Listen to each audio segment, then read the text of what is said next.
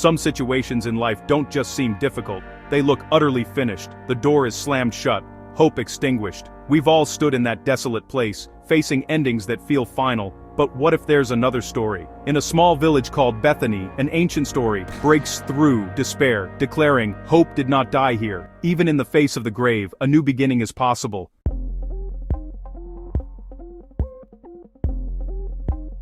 The story of Lazarus is more than a miracle from long ago. It's a living testament to hope that defies logic and pain, meeting us in our darkest moments. Through Mary and Martha's grief, we see our own struggles, our doubts, our questions. Yet this story reminds us, even when all seems lost, resurrection and hope are always within reach.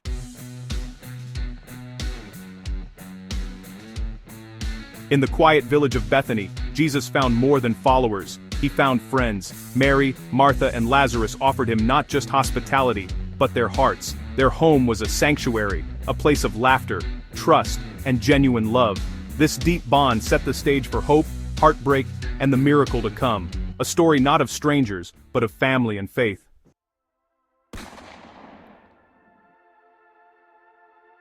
Then, the shadow fell. Sickness struck Lazarus and fear gripped his family. Mary and Martha, desperate, sent a simple message to Jesus: Lord, the one you love is sick. They didn't plead or explain, they trusted his love. Waiting anxiously, their hope rested in their friendship with him. Surely, he would come. Their faith was simple, confident, and unwavering, even as uncertainty loomed.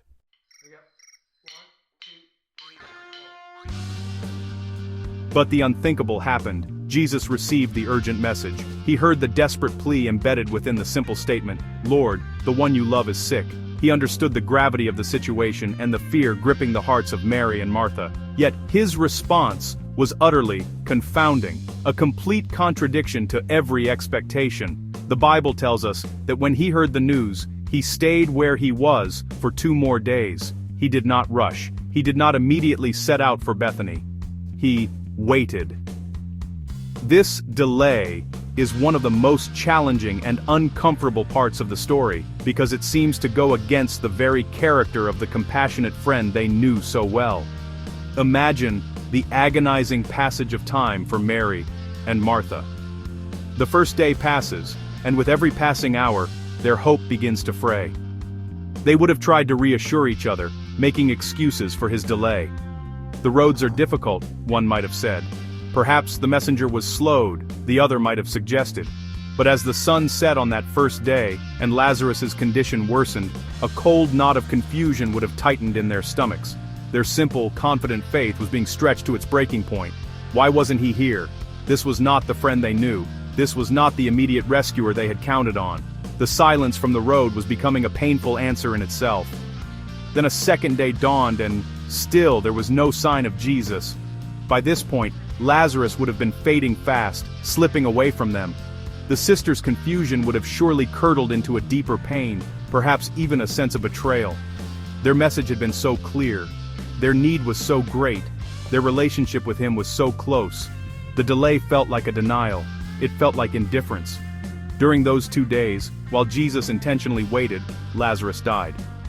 The very thing they had feared, the outcome they were so certain Jesus would prevent, came to pass. The hope they had placed in his imminent arrival died right alongside their beloved brother. This delay is not just a historical detail. It is a mirror for our own experiences of faith. We have all been in that agonizing waiting room. We pray for healing, but the sickness progresses. We pray for a breakthrough, but the door remains shut. We cry out for help, but are met with what feels like a deafening silence from heaven. Jesus' delay forces us to confront a difficult and unsettling truth. His timing is not our timing. His purposes are often hidden within actions that we cannot comprehend. For the sisters in Bethany, the delay was not just puzzling, it was devastating. It was a shadow that fell over their faith, leaving them alone with their grief and a question that haunted them: why?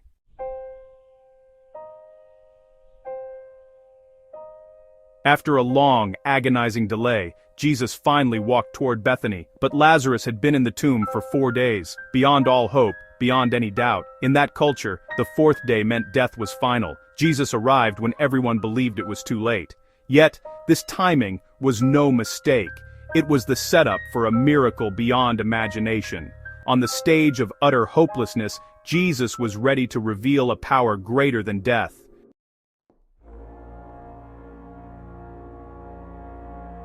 When Martha heard Jesus was coming, she left the mourners and ran to meet him, her heart full of grief and hope. She cried, "Lord, if you had been here, my brother would not have died." Jesus didn't rebuke her. He received her pain, creating a safe space for her brokenness. Even in her sorrow, Martha's fragile hope remained, faith in the impossible.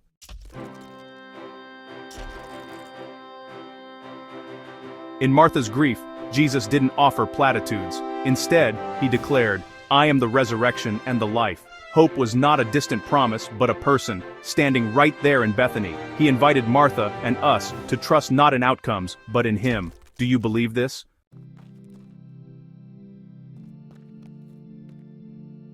After speaking with Martha, Jesus did not rush to the tomb. Instead, he joined Mary and the mourners in their grief. He saw their sorrow, felt their pain, and was deeply moved. Jesus did not stand apart. He entered into their suffering, sharing the weight of their loss. This is the heart of God. Not distant, but present, moved by what moves us.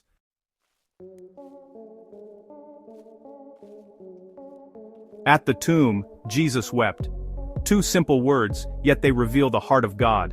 The Son of God, who knew he would raise Lazarus, still shared in our grief.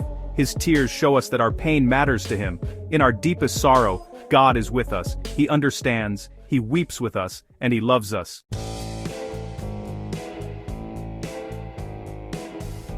The sequence of events here is profoundly instructive. Jesus does not bypass the grief to get to the glory. He prioritizes the relationship before demonstrating the resurrection. He takes the time to mourn with those who are mourning. This deliberate act of empathy serves as a powerful model for how God interacts with our pain. He doesn't offer us a quick fix or a spiritual shortcut to avoid suffering.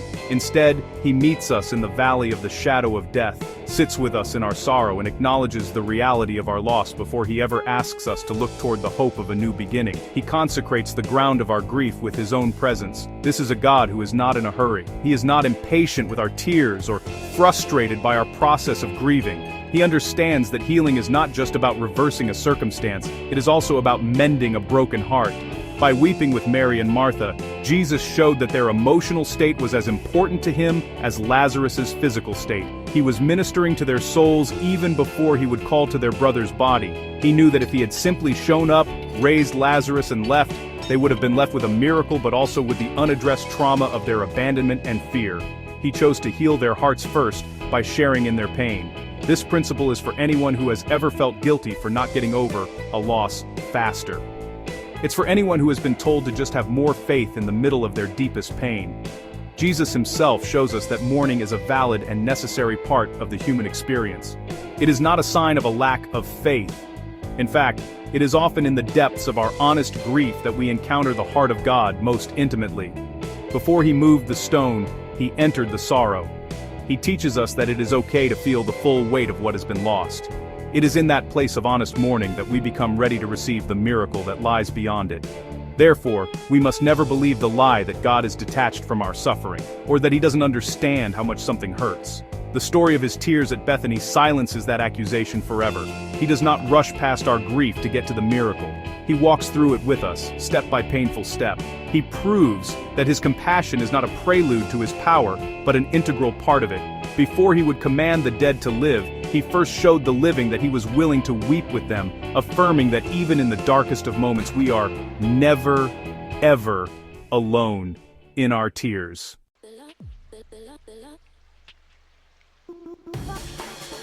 After sharing in their grief, Jesus' compassion turned to authority. He stood before the tomb and commanded, "Take away the stone." It was an unsettling instruction, defying custom and logic. Yet, Jesus invited them to participate in the miracle. Sometimes faith means acting, rolling away the stone, before we see what God will do.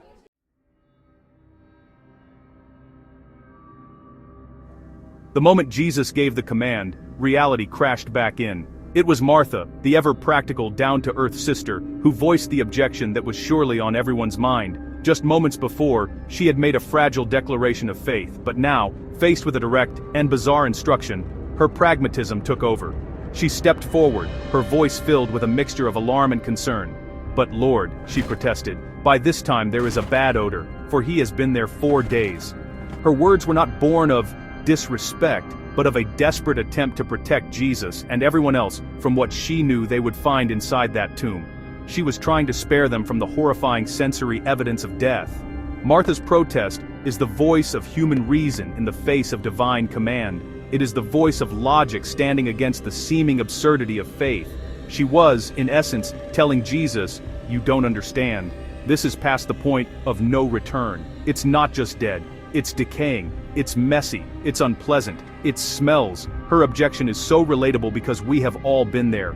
We stand before our own hopeless situations and tell God all the reasons why a miracle is no longer possible. "God, it's been too long. The damage is too severe. You don't know how ugly it has gotten. If you open that up, the stench of failure and brokenness will be overwhelming." She was trying to manage the situation based on her past experiences and the known laws of nature. In her mind, death had a predictable and irreversible process, and Lazarus was well into the final stages. Opening the tomb would only confirm their loss, not alleviate it. She was protecting her heart and the hearts of others from another wave of pain. It is often easier to leave the stone in place, to let the dead thing remain buried, than to risk opening it up and being confronted with the full extent of the decay. Martha's protest was an act of self-preservation, an attempt to keep the lid on a situation that was too painful and too far gone to face. This interaction beautifully illustrates the tension between our perception and God's power.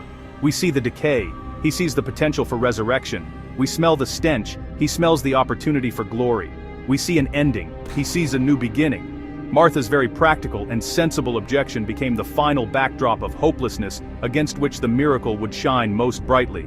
She was stating the facts of the case, declaring for all to hear just how impossible the situation truly was.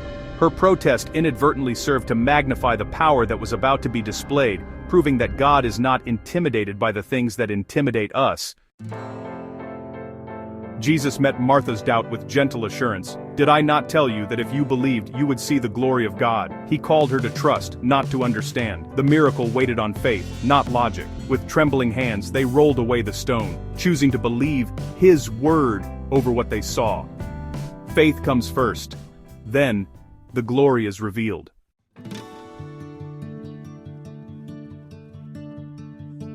With the stone rolled away, the darkness of the tomb was exposed to the light of day. Jesus prayed aloud, making it clear the power came from God. Then with a loud voice he called, "Lazarus, come out!" The dead man walked out, still wrapped in grave clothes. New life came instantly, but freedom was a process, one that needed the help of others.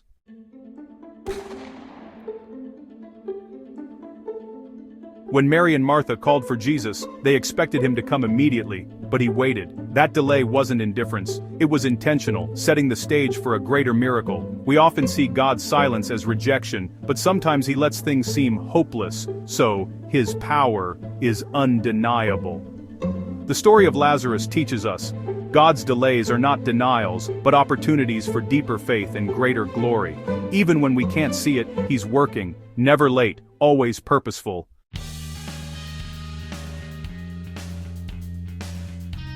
Martha protested when Jesus asked for the stone to be rolled away. "Lord, by now there is a stench." We all have situations we think are too far gone, too broken, too decayed for hope. But Jesus steps into our mess, undeterred by how bad it looks, and brings life where we see only death. No dream, relationship, or hope is beyond his reach. Nothing is ever too far gone for him. The story of Lazarus invites us to hope again, even for what we thought was lost forever.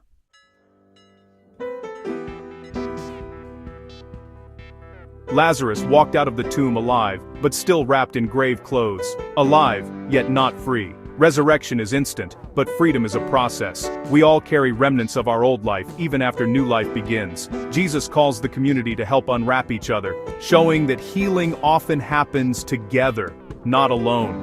Don't be discouraged by your struggles. Being alive comes before being unbound. The journey to freedom is ongoing, and we're called to help each other along the way.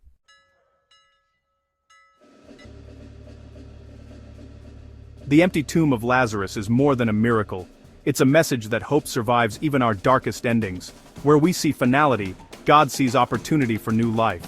The story challenges us to reject resignation and believe that God's power can rewrite any ending. The same Jesus, who called Lazarus out of the grave, stands before our own tombs, ready to speak life. Impossible is not in God's vocabulary. His resurrection power is still at work today.